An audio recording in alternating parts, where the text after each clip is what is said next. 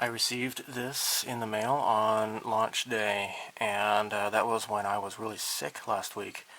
So it's taken me a while, but I am now finally going to show you this beautiful model here. So this is, of course, the Star Wars 1/144 scale AT-AT. That's how I grew up calling it. You can call it an AT-AT for all I care, whatever. But as a kid, we always called them AT-ATs. So, although of course the ATST was, we didn't call that the ATST. We just called it the ATST. So of course there's a bit of inconsistency on my part, but whatever. Okay, I was a child of the 80s. That's how it goes. Alright, so let's take a look at the picture here. Got some beautiful pictures of The Empire Strikes Back, so you know exactly what movie this is from.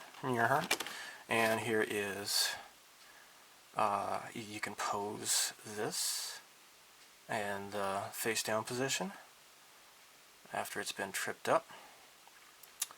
And he's got these little silly detachable lasers.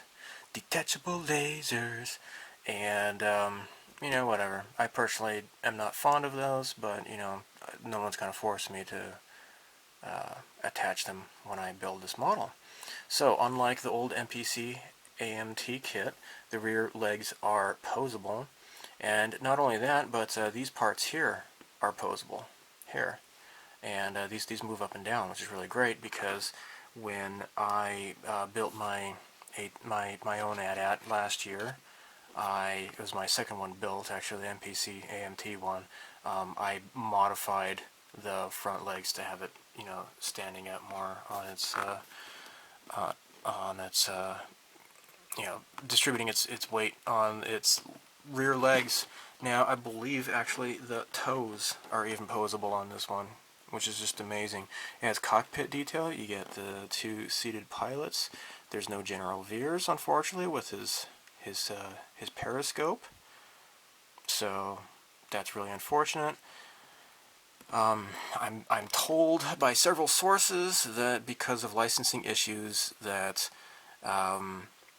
Bandai cannot sell these kits outside of Japan with standing figures because somehow that infringes on another company. I don't know, Micro Machines, or those are long history, right? So I don't know who would be losing profit over those. Not that it even matters, but this is all lawyer speak, so that's the world that they live in, and only to them this kind of crap really matters. And unfortunately, that means we don't get standing figures. So you don't get the General Veer. You can't have him saying, the shield generator will be down in moments. You may start your landing, Lord Vader. You don't get that at all. Alright, so you get this little removable panels, which are pretty neat. The underside, the footprints here, the bottom of the feet are highly detailed, which is really great. And there's just more pictures. Alright, let's take a look. Now, the first thing that really blew me away is that this is all one solid piece here, the main shell, so you don't have to worry about any sort of alignment issues and guesswork or anything like that. On the old MPC, this little lip here, you had to put this bar across. Actually, this was all one piece, and you had to stick the sides on it and get the angle guesswork just right. And I had a problem with the back, with not having it forward enough, which I didn't have a problem the first time around, but the second time around I kind of wasn't thinking or something. So anyhow, the head is the same way. It's just you get the top and sides. It's all one solid piece. That is pretty fantastic. Here are the cannons. Really great stuff. So the old MPC kit is 1/100 scale, I believe. That is the standard. Is what people say. So here I had modified it to have these going up here. Here's a size comparison of the heads. But you know what? There's no way I'm not going to build this. So I'm just going to take this out of the plastic bag right now. Alright, here you go. Here's your size comparisons. It's not considerably smaller, you know, but it's noticeably smaller, but it's not really small, so you're still going to get a pretty decent sized kit with this. So I'm happy about that. Alright, let's put this guy away.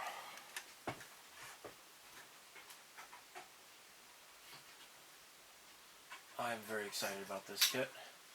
Been looking forward to this for quite a while. Alright, now you get this snow stand here. There's no real indentations for footprints or anything like that. So it just kind of has to just stand on top. And according to the pictures I've seen, unfortunately, this is just not even big enough to even put the whole AT-AT on top. So that is a disappointment here. Here we have decals. Now these decals here are for the AT-AT drivers, the helmets. And that's what these two are here. Now these are actually for the front view screen. If you see in the picture here. See, if you want to, you can have these. Now this, in the movie, this glowed red. If you want to, you can try to light up the cabin. You know, I wouldn't bother, I don't think. But at least one of the miniatures, the studio props, had this glowing red. And if I remember right, yeah, you can definitely see some sort of like black lines going on in there. I don't know if I would bother with those decals myself, personally. Alright, let's take a look at other stuff and things. Here are your lasers. And I don't know what this goes to. Maybe the back of the head, perhaps? No, I don't know. The neck halves. This is like identical in detail, I think, to the old kit. The old kit was pretty darn decent, I think, for its age, for its time. I think they did a pretty good job with detail. It wasn't really shabby.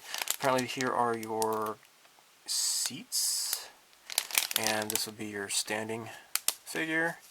It's just a stupid silhouette. I don't know why Bandai even bothers with those.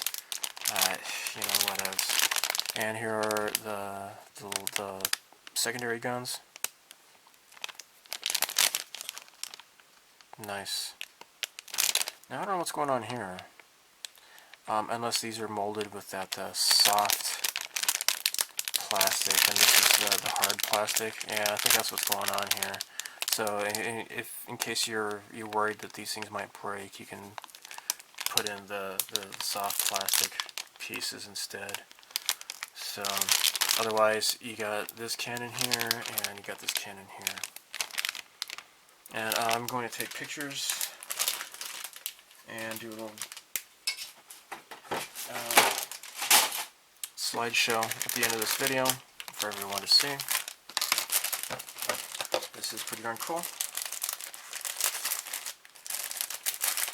Very excited about this. Okay, so here are the sides. So you get some detail here, which is pretty nice. So this apparently goes on the inside of the sides here. You got these like these lips here. So I think you would just kind of put this inside it and then, you know, smush it up against the walls. And here are the bottom parts here. And what's really nice is even on the inside here, you got some detail here. This is really great. That is really cool. Good job, Bandai. So, I'm not sure what this goes to. Nor that. Oh yes, this is really cool. So these are, I think, the armor that protect the guns. I think that's what these are. Here's the butt.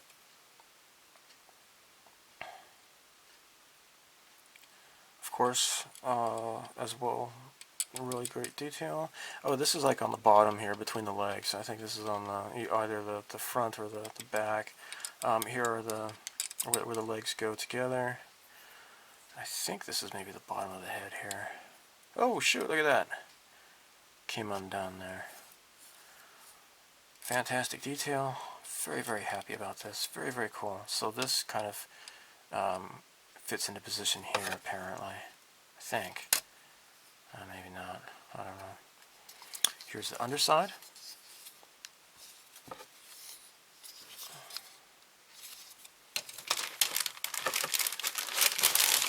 There are a lot of pieces to this kit. Certainly not a simplified kit like the old NPC. Get stickers. Yay. Alright, let's break this down here.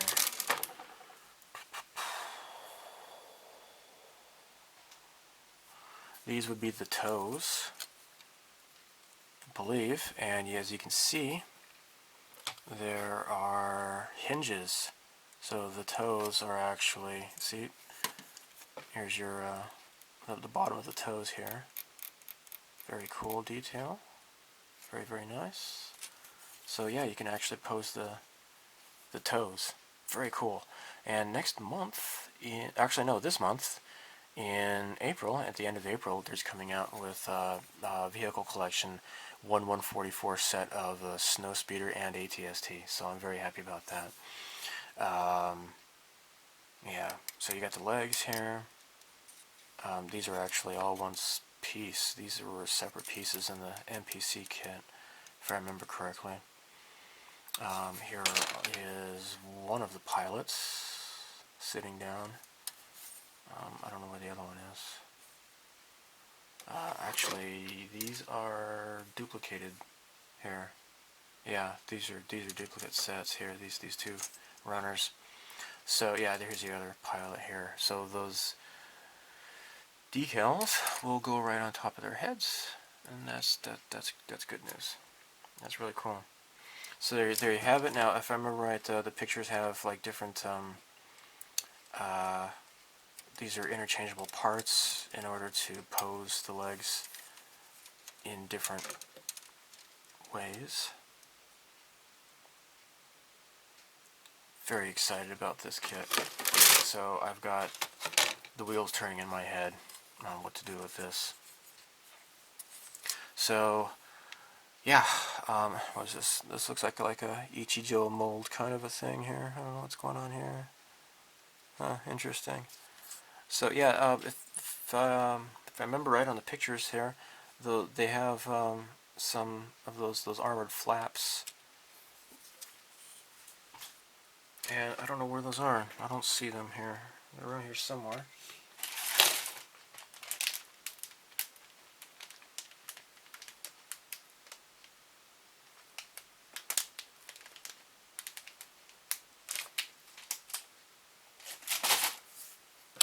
Let's look at the instructions.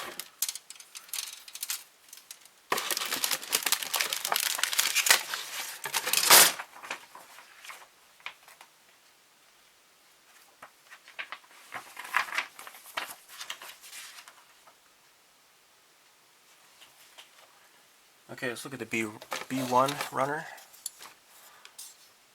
Alright, now this hangs over the back side here, the rear end. This piece actually I had scratch built myself on my old NPC kit. That's what this part here is. And on the old NPC kit here, you get this one armored plate here on this side, but there's nothing on this side at all. And you don't have those two smaller armored plates on either side of the butt here. So you do get that with this model kit though. And let's take a look at where those lesser pieces are. B2. So this is B1.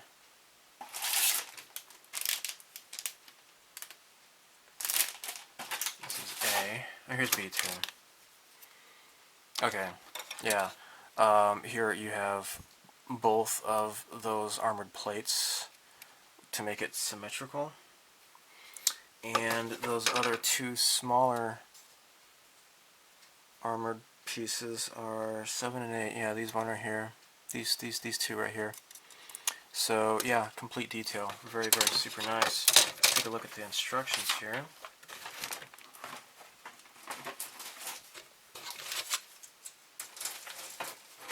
So again, this base is maybe the only disappointment with this kit. I personally don't really care, because I probably wouldn't be using it anyways. It's, you know, it's decent for what it is, I suppose. Alright, so instructions are clear forward. And you begin with the head here and the neck, just like the old NPC kit. You do not have to worry about a stupid rubber band, though, to make it posable, which is nice. So, yeah, it's got this little turning parts here, because if you pay attention to the movie, these little doohickeys are spinning around while the armor, the AT-AT is walking. So while the legs are moving, these things are kind of spinning around. It's pretty cool. So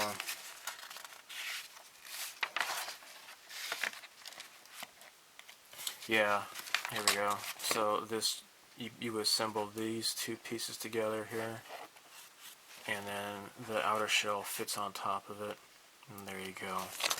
And you would put the armored plate on top of that. Fits on there somehow. So, very fantastic. The body, it says mixing flat white with neutral gray. 95% flat white with 5% neutral gray. Okay, I would maybe say more than 5% neutral gray, but you know, whatever. Cockpit inner wall is just flat gray. That's what's in here. The pilot suit is just flat white, clear red, although it's already colored red, the viewport, so I don't know why they even have a paint color on there. Hatch interior details, you got burnt iron, so if you want to do the interior details on here, you color this burnt iron. Otherwise, it's just really monochromatic. There's just one solid gray AT-AT, and I can't remember, I think I used Tamiya on the previous one that I did. I think it was a lacquer spray I did on my first AT-AT, and I don't know what I did with, I think it was acrylics with the second one. So yeah, use your imagination.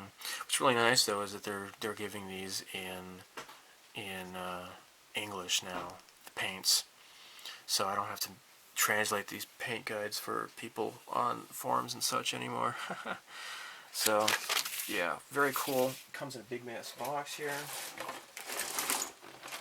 This box is the same size box as the Millennium Falcon.